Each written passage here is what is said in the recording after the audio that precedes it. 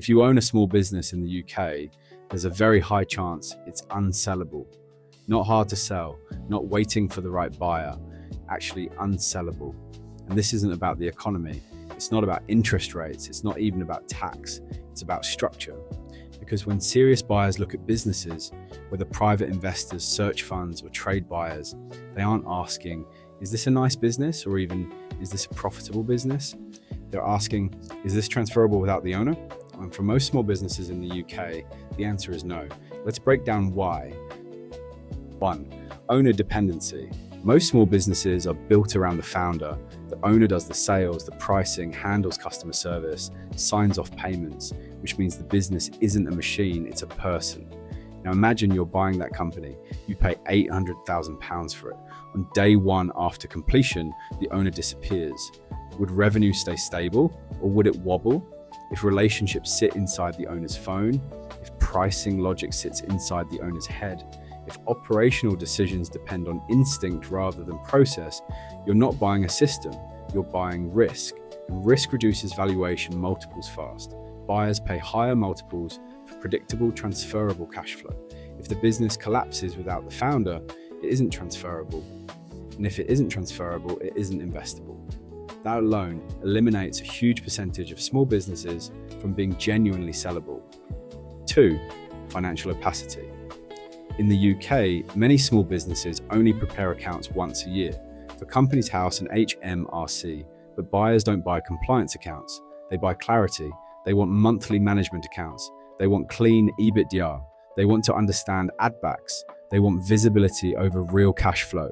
If expenses are mixed with personal items, if direct loan accounts aren't clean, if profit fluctuates wildly without explanation, the buyer assumes the worst. And when buyers assume the worst, they either reduce the offer significantly or walk away entirely. Uncertainty is expensive. In acquisitions, lack of clarity doesn't just create doubt, it creates discounts. If a buyer can't confidently assess risk, they price it aggressively, and sometimes that means pricing it at zero. 3. Customer concentration risk. Here's a common scenario. A small service or manufacturing business turns over £1.2 million. On the surface, that sounds solid, until you discover that £500,000 of that revenue comes from one single client. Now imagine that client leaves 6 months after acquisition. Revenue drops nearly in half. The debt used to buy the company still needs servicing. Staff still need paying. Fixed costs don't magically shrink. The buyer is exposed. This is called customer concentration risk. Most professional buyers prefer no single client representing more than 15 to 20% of total revenue. Once you exceed that threshold, valuation multiples often fall, or the deal becomes heavily structured with earnouts and performance protections. Diversified income equals reduced risk. Concentrated income equals vulnerability, and vulnerability makes businesses harder to sell. 4. Revenue volatility. Many small UK businesses rely on project-based or one-off income. Construction firms, agencies, consultants, each month effectively starts at zero. Revenue depends on what is sold this month. That creates volatility. Buyers prefer predictability, contracts, subscriptions, maintenance agreements, repeatable billing models. Predictable revenue lowers risk, and lower risk increases valuation. A business earning £500,000 consistently year after year is often worth more than one, earning £600,000 one year and £300,000 the next. Stability commands a premium. Volatility invites caution. Cautious buyers don't pay aggressive multiples. 5. No systems or documentation. Ask this simple question. If your operations manager left tomorrow, what would break?